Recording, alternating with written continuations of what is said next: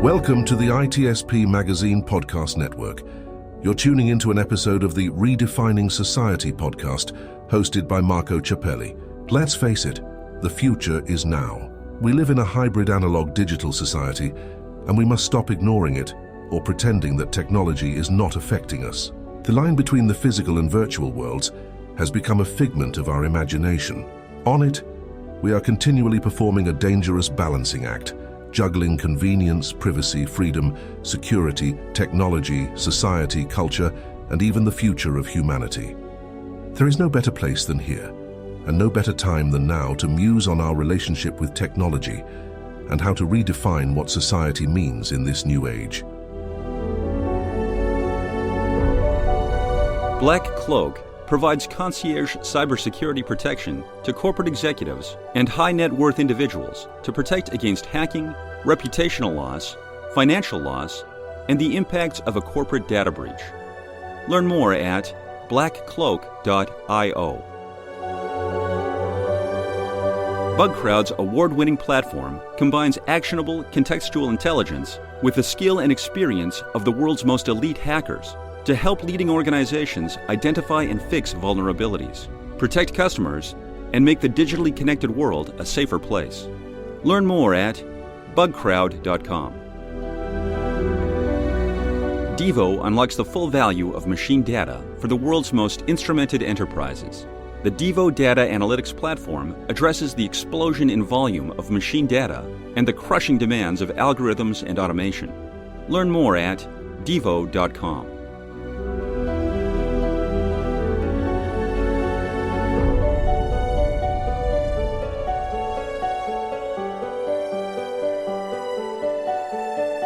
Blue and yellow, perfect. Yeah. So for those looking, we are going on a two-tone. Bruce is blue, and Marco is yellow. Well, here we are, Redefining Society, once again, with my dear friend, Bruce Wiley, Dr. Bruce Wiley, where we just pick a topic before start recording. We don't plan, we don't script, but we usually have a lot of fun, and we hope that everybody does have fun.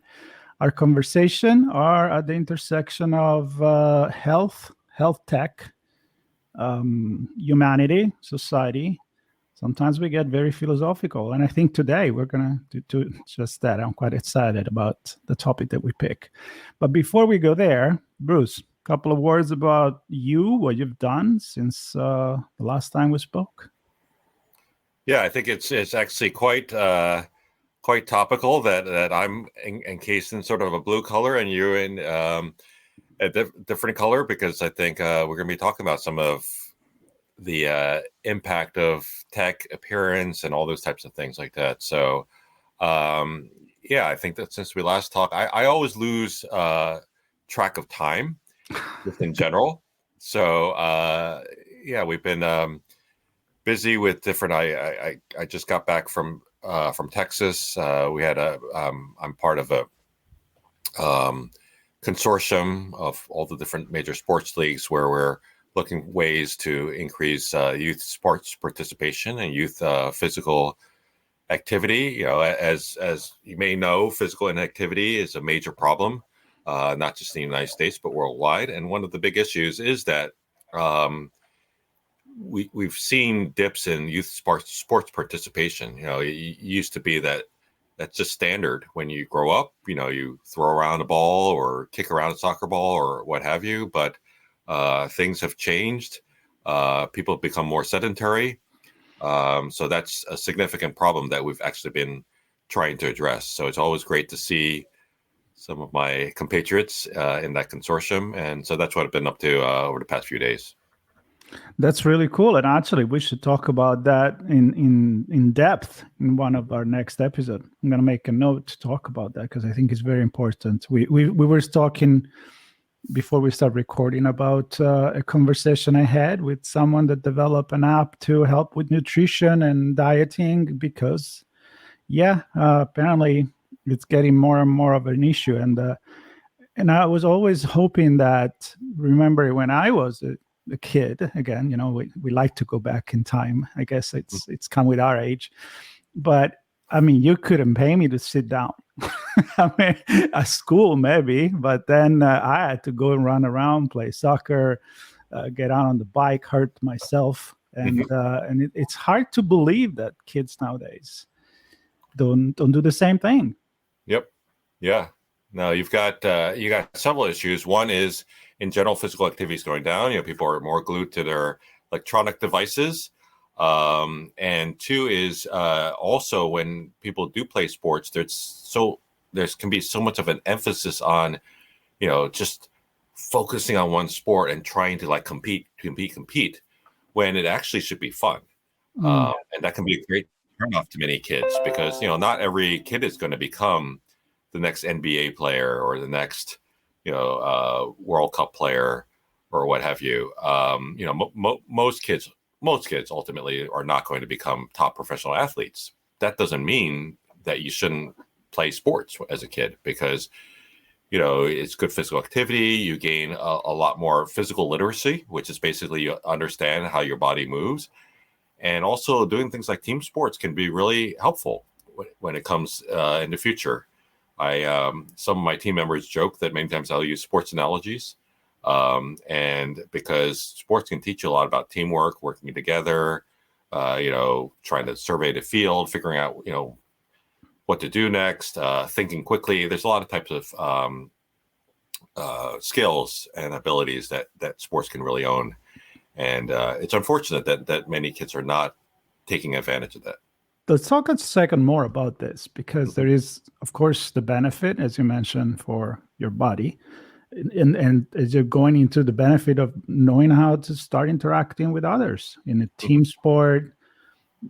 I mean, one of the basic things you learn when you do a team sport is it's not just about you. Although there are then the one that want to strike the goal at all cost. But sometimes if you want to win, you may want to have the other person strike the goal because you passing it's as important as putting it inside the net. So that's important. And I think taking things seriously, but if your only goal, as you said, is to become the number one player in the world, I think that the barrier, it gets so high that once you realize that it's not going to happen, then all the fun goes out of it. Yeah. It becomes like work. And like you're like an 8-year-old and you're like feel like you're going to work. Like what? Yeah, not a good thing. Not a good thing. But yeah, let's talk more about this next time. For today's topic, I'm actually gonna stay there. Let's go into a little bit of a scenario where let's imagine the coach. It's not made of flesh and blood, but it's maybe a robot. And what it would look like. Can it be a brick on 4 wheels that just follow you around the field, whatever it is, and tell you what to do? Gigantic soccer ball or something like that? Yeah, something like that too. Yeah. Depending on the sport, it could be like a golf bag or a tennis racket, or it has to have 2 arms, 2 legs, and resemble a human being, even if we clearly know that we're not. Because it seems to me that most of the time we have a tendency to go there. I've seen some robotics lately that it's literally could act on a movie and not being AI, but actually a robot. And I wonder, yes, for certain aspect of life, maybe, but do we have to anthropomorphize everything? And that's a very hard word to say for me too. So I train on that. So who is going to teach these kids running around? A cube? Yeah. It's interesting. There's more and more efforts these days to try to create more human interfaces, right? So we were talking about, apps or like you mentioned, a robot or what have you. And there's that whole, what is it called? It's the uncanny valley where you can get really close, but it's still, there's something you're like, this is not a person. In fact, I saw this trend on TikTok or social media where people are trying to put makeup on themselves to look like they belong to the uncanny valley. So these are humans that like were wearing makeup so that, and then when you look at them, you feel a little taken aback because they look like humans because they are humans, but they're wearing makeup so that they look like some kind of AI generated something or other. Okay, I didn't know that. I got to check that out. It's Yeah, the other way around. Yeah, Marco, you got to keep up on these TikTok trends, right? That is the whole purpose of life. The whole purpose of life is to go onto TikTok and figure out what everyone else is doing and try to do exactly what they're doing. There you go. Any other purpose, right? I haven't jumped on the TikTok train when it happened, and I feel like it's a little too late now. I'm more on the LinkedIn one, and I don't know. We'll see. But this is interesting. It's almost like let's meet in the middle. Let's welcome the robot by doing the opposite thing that I just started to say. Yeah. Instead, let's look all like robots. So imperfection become the standard, maybe. I don't know. Yeah, well, who knows? With if you've used too much Botox and too much plastic surgery over time, you may start looking like a robot. So, but yeah, I mean, it's I think there's a recognition that there's a difference between interacting with something that's text, or if it's like some type of screen that's obviously not a person, or if you mentioned like some kind of cube or box or circle, etc., because there's a lot to be said about human-to-human interaction. I think we always talk about the five senses, right? We talk about smell, taste, sight, hearing, touch, but there's evidence that there are additional senses that are going on besides those things. Like you always talk about people saying, "Oh, I got some kind of intuition or some kind of feeling or what have you."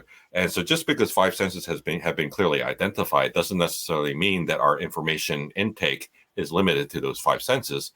Plus, in addition to that, those five senses can be a lot more complex than simple, oh, I have five separate senses and I see something, therefore, et cetera. There's a lot of interplay. So there's a difference between interacting with someone who's human and interacting in many cases with a lot of tech-based things. And sometimes, many times, it's actually the interaction and not the information, the explicit information that's more important. So you mentioned like coaching. So sure, a coach is going to tell you, let's take soccer, for example. I usually call soccer football everywhere else in the world except for the US because, we've somehow decided that it should be called soccer instead of football. But that's another thing because actually soccer uses the foot a lot more than football does. But anyway, so with soccer, there are, you can have someone instruct you and tell you, okay, this is how you should dribble the ball. This is how you should shoot the ball, etc. But in reality, you could get a lot of that stuff from a book, right? Or you watch a training video and those things like that. So why do you actually have to have a coach? Well, one is to get immediate feedback that's tailored to your specific situation, right? So a coach can look at you and say, okay, you specifically are kicking the ball the wrong way. You should adjust this accordingly, etc. That being said, in theory, AI could do that, right? So sit there and say, all right, let's measure where your foot placement is and all these things, adjust accordingly. But the other things that a coach can do is they can offer encouragement. So they have to say the right things, encourage you to keep going and those things like that. So can any type of program do that? Yeah, it could. It could look for certain cues and saying, Marco, you're great. You're fabulous. You're fantastic. That kind of stuff. Like, it can do that. But then the third thing is really just the presence.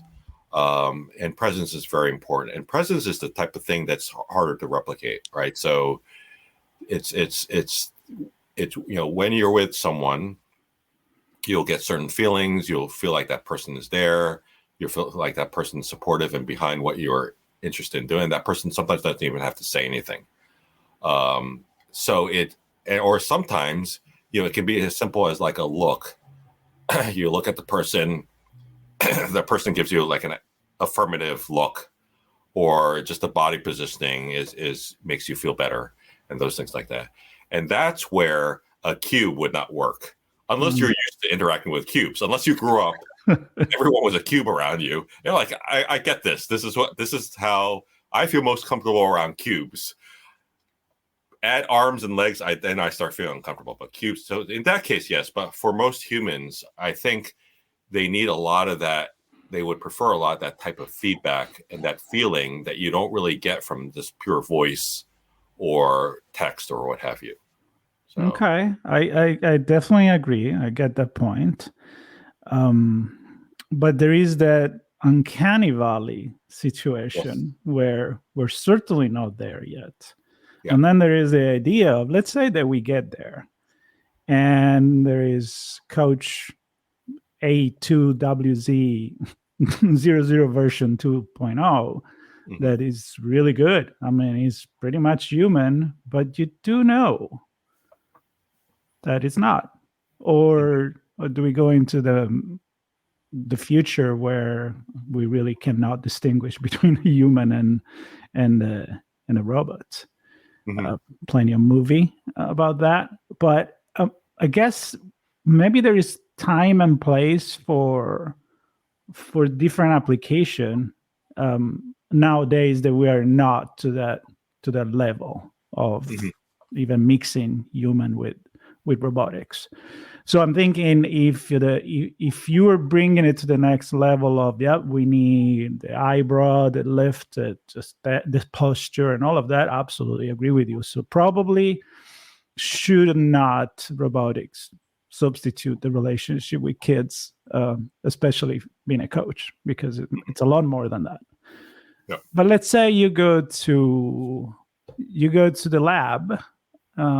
Let's go back to the medical, because I know that there are virtual assistant that you go to touch a screen and they will give you direction to where is the office, where is not, and people seems to be quite fine with that. This avatar.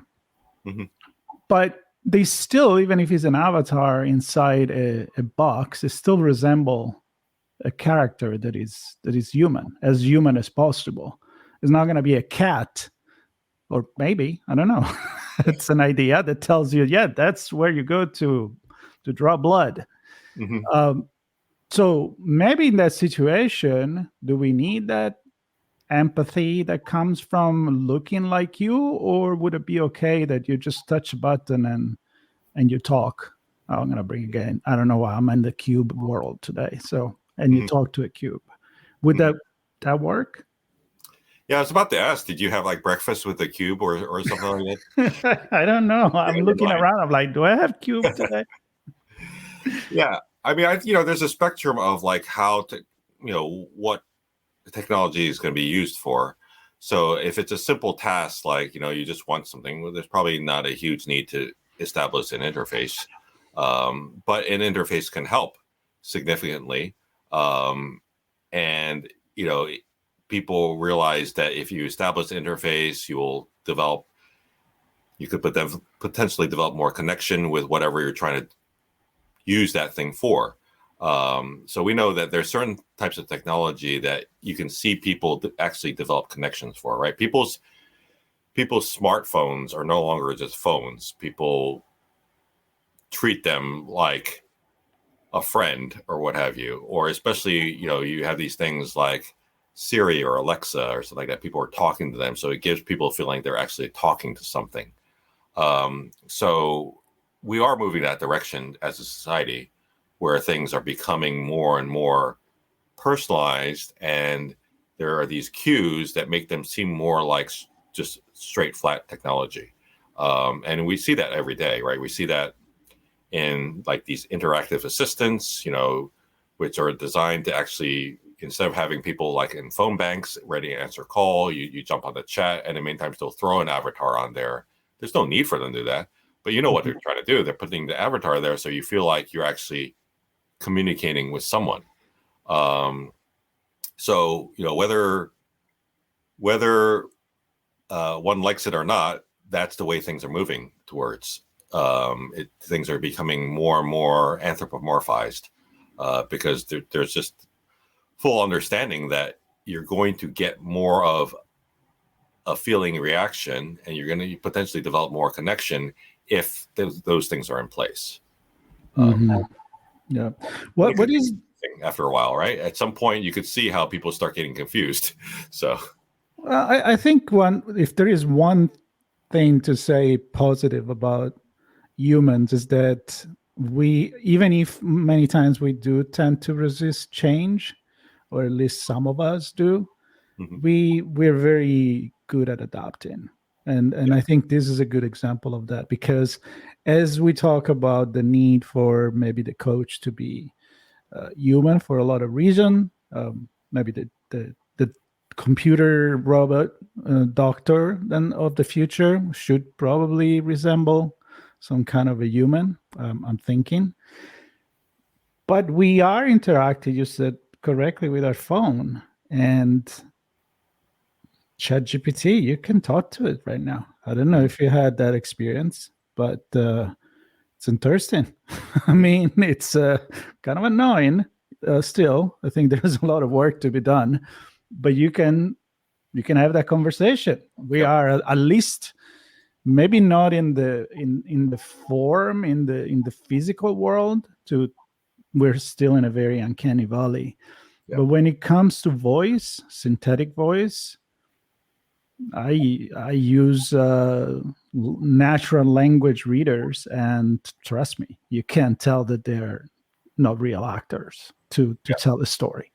Yeah. And I think the same thing is happening. So at a voice level, we're there, and we don't have a problem in having a friend that is shaped as a smartphone. So we're definitely adapting to that. So I don't know if maybe in the future we will not really need that particular kind of human form to anthropomorphize everything if we adapt to interact. No, maybe paying more attention to the tone of the voice instead of relying on the expression of the face. That's true. Could be. Yeah, that's true. As I think as people get more and more used to certain types of interfaces, then they may not necessarily expect certain types of interfaces. I think if you were to take, say a smartphone, and say we took the smartphone, we jumped into our DeLorean time machine, and then we went back to when did Michael J. Fox go back to, like the 50s or something? Yeah, like that? The 50s. And then we were to drop our phone place, people wouldn't know what to do with it. I mean, they don't know how to interact with it. In fact, the opposite is true also. I saw it was in some type of talk show where they took some people who were, I think, in their teens or something like that, and then they gave them like a rotary telephone and a few other things, and they didn't know what to do with it. They look at the rotary telephone, they're like, tap, like, hello, hello, stuff like that. So yeah, it's true. It's humans, we adapt in different directions depending on what we're actually used to. So we have to keep in mind that back in the 50s or 20s or 1900s, the expected interactions were different, and what you expected to interact was. So you can't assume that it's always going to be like this way. I'm sure back in cave person days, interactions were totally different. So there can be a tendency to think that humans are always a certain way, but over time they can adapt. Mm-hmm. Absolutely, and there are certain culture, I think, that are more used to that. I think actually the Japanese culture about giving a soul to every object that is there from a religious perspective, and I love that, because ultimately we're still all made from the same chemistry, right? And I think I like that quite a bit. I'm fascinated by it. So moving forward, maybe we need to look back. I had a very, very deep conversation with a toilet when I was in a few years ago. If you've ever been to Tokyo, you'll see they have these smart toilets to do all kinds of things. Like there are all these buttons on the side, And I remember the first time I was like, I just want to flush this toilet. I just want to flush. I don't want to like heat it. I don't want to vibrate it. I don't want all these things. So yeah, the technology there is quite impressive. So yeah, but not only the technology, but it goes back to the way I think that they interact with considering everything part of the I mean, when you assume that even a tree or a stone has a soul, I think it's already changing this whole perspective. Maybe it opens you to be more okay if you're going to have a breakfast with a cube, because it still got some kind of a soul in there. And I go back to what you said at the beginning, that maybe, and I'm convinced we're more than those five senses that are easy to see, and there is a lot more behind it, and I think we can evolve into that. I don't know if with the help of technology or not, but we're definitely going there. I have an experience. Years ago, I was in Singapore for RSA security, and one of the guest of honor was Sophia, the robot, and this is 2017, so it was still just the head, and then you could see kind of the wire coming out. Kind of weird. I have to say, I was pretty weird out. And then I had a guest that she's a comedian that is part of the team that gives Sophia, another robot like that, the personality. So there are humans that decide this is the personality of this robot. So they work together the way that they would answer to certain things, if they're going to be sarcastic, kind of like give a guideline of the way they talk, the way they express themselves. So I don't know if we're ever going to arrive to the robot that is going to have his own personality, but I'm not going to say that it's not going to happen. And I'm not going to say I'm excited about it, but I'm not going to say I'm not excited about it. So how do you feel about that? Well, it's interesting. I think we always talk about technology is neither good nor bad. It really depends on how it's used. And I think that, we can see advantages of each of these developments and evolution, and we can also see disadvantages.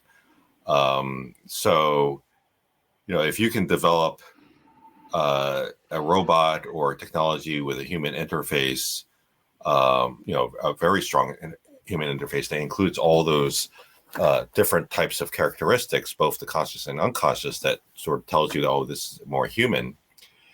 There could be tremendous advantages to that. You can develop, we have to be realistic. Not everyone can get access to the best people. So, when it comes to a coach or those things like that, if there's a shortage of people who can actually do something well, then it's helpful to have the technology that can fill that gap. And that, so, in situations where you'd rather have a robot, for instance, do something well rather than no human doing it, or a human doing it very badly. Right. So on the flip side, though, there are situations and interactions where a human is just going to be better. And so an outstanding human will be better. So if a human is really good at being empathetic, if a human is very good at being, understanding whom he or she is coaching or instructing, something like that, that's probably going to be better than a robot. So you don't want to replace people like that. So I guess the answer really depends on the situation. And also, I can see advantages of people getting more used to different types of interfaces. So we'll go back to the cube. If people get more used to talking to a cube, then I can see that as being beneficial, because that will increase the avenues by which people can interact. We've already seen it in society, right? If you went back to like the 80s or even the 90s and told people that you're going to be carrying on devices where you're going to post something there, and then people will respond to it and they'll do likes and things like that. Back in the 80s, they'd be like, what are you talking about? And if you ask people, like for instance, if you told people that, hey, there's just like Facebook or something like that, and told them that concept, people will be like, I'm not going to do that. Why should I do that? But they changed, right? They adapted. So we've already seen that how people adapt in terms of the way they interact. And so, yeah, I could see people interacting and say suddenly, yes, I do want to have a deep conversation with a cube.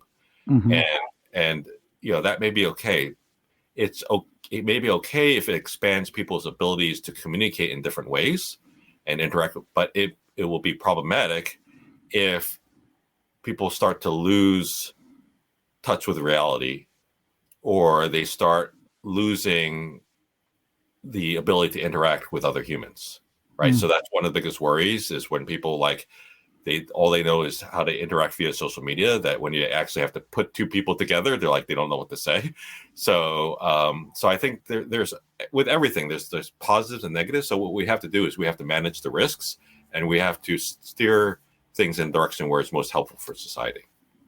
But we talked a lot for 2 years, all virtual, and then when we met, I think we did pretty good. We didn't need to talk in each other a phone facing the other direction. We did pretty good. Well, I realized that you were not a cube, and you probably realized that I was not a cube, or at least I was disguised as not a cube at the time. Yeah, and that was exciting. Yeah. Jokes apart, you made me think something. So let's talk about let's go back in time when the car arrived. And that's always a good example, because we can go through the entire evolution up to the autonomous driving car vehicles. So there was fear. Like, why do I want to trust some kind of mechanical thing with wheel when I have a relationship with my horse? Yeah. My carriage, I trust my horse. My horse is going to be helping me in taking care of things, almost like having an autonomous vehicle if you're on a horse, I guess, or a buggy. But so then we go all the other way around. We go on the driver's seat. We trust the person sitting next to you, trust you driving correctly or not, but they do. Now we're going to the car that drives itself. But funny, we didn't think about, if we do an autonomous car, let's put I don't know, do you remember the movie Airplane? Let's put an autopilot, like Otto, the inflatable doll, in the driver's seat. Maybe it gives people that are not actually driving the idea that there is a human, or resembling a human, taking control of the car. Now, apparently we're quite fun, and having fun even way more than what they should do. People that drive a Tesla to just say, autopilot, and I'm going to take a nap. Yeah. You're trusting really the machine. You don't need the car. Certainly doesn't look like a human or like a cube, which I trust a lot today. So that's interesting. We do trust the machine with our life, and it doesn't need to look human. So I think we're kind of funny. I think humans are funny. Humans are what humans are used to what they're used to. So I think, and that I'm going to quote you on the title of this episode. Yeah. I think, rapid dramatic change can be tough for humans, but it's all about homeostasis. I think humans have an inherent desire or need for homeostasis, which basically means like everything sort of stays level, and it stays at a certain level. And that's why we've seen repeatedly that the way to actually help behavior change is you got to do it gradually. You got to move to another level of homeostasis, and then another level, and another level. And then after a while, if you look back, you're like, wow, I've actually traveled so far. I'm actually quite different. Whereas, in many cases, behavioral change is difficult. Like, you can't say tomorrow, I'm just going to, there are people who can do this, but, and people like quit things cold turkey. But for most people, you need to do the gradual change. So similarly, I think humans get used to certain things. This is actually, we don't even have to look at tech specifically for this. Let's look at appearances, ranging from, physical appearance to like clothes and all those things like that. Like the way fads change over the years, you could take, what people consider attractive now is very different from what people consider attractive, in the 20s, 30s, 40s, 50s, right? Because people were used to something different back then. So it's all the same. It's just that what you take a technology lens, it looks a little different, but it isn't. It's a matter of humans becoming habituated with something. I agree.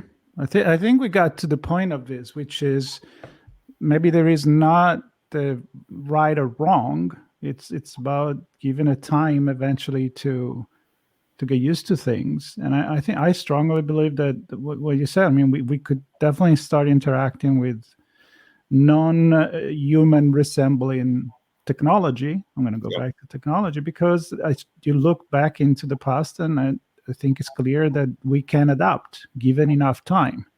Now, those that make the decision, they may decide that we're going to do robots that look like human, and there is not much you can do about it. But I know for a fact that it's really interesting how a lot of robotic research there inspire less by human, but more like from the animal kingdom, the insect world, because they can do things that certainly human can't. If you want to do something that crawl in very small opening, you definitely can't have it with 2 arms and 2 legs. You need to have some sort of a snake or some sort of a tarantula. So I think the inspiration come in many forms.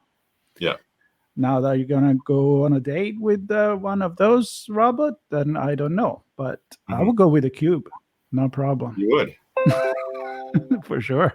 I'm going to have to write an article about my life with a cube. Yeah. I'll probably do that. Oh, yeah, man. That would be an interesting angle, so to speak. Yeah, let's see what I come up with.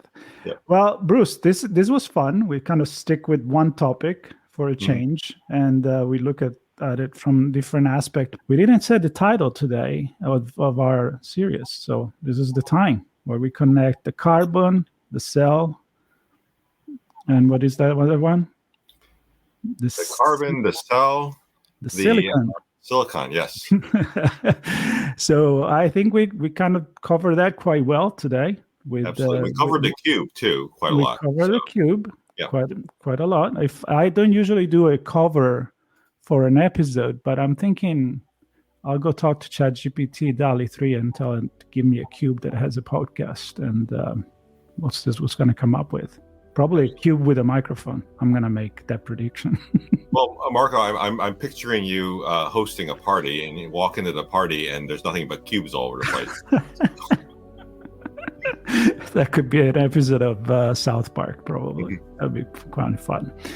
All right, Bruce, thank you so much for another interesting conversation in your bar. Always a pleasure coming there. I still don't know why there's not enough people. Actually, barely one person in there, which is you. And we got to do something about that. Yep. Absolutely. Maybe I'll send you some cubes. How about send me some cubes. I'll station them each of the chairs over here. So. All right, everybody. I hope you had a good time. I know we did. And you're going to share this episode, subscribe, because once a month we get together, Bruce and I, and we have this weird, uncanny conversation sometimes. But we hope you make you think, and you'll come back for more. Take care, everybody. Thanks, everyone.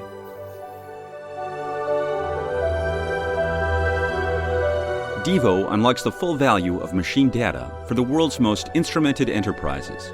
The Devo Data Analytics Platform addresses the explosion in volume of machine data and the crushing demands of algorithms and automation. Learn more at devo.com. BugCrowd's award-winning platform combines actionable contextual intelligence with the skill and experience of the world's most elite hackers to help leading organizations identify and fix vulnerabilities, protect customers, and make the digitally connected world a safer place. Learn more at bugcrowd.com. Black Cloak provides concierge cybersecurity protection to corporate executives and high net worth individuals to protect against hacking, reputational loss, financial loss, and the impacts of a corporate data breach. Learn more at blackcloak.io. We hope you enjoyed this episode of Redefining Society podcast, hosted by Marco Ciappelli. If you learned something new and this conversation made you think, then add this show to your favorite podcast player, subscribe to our YouTube channel, and share the ITSP Magazine podcast network with your friends, family, and colleagues. We hope you will come back for more stories and follow us on our journey.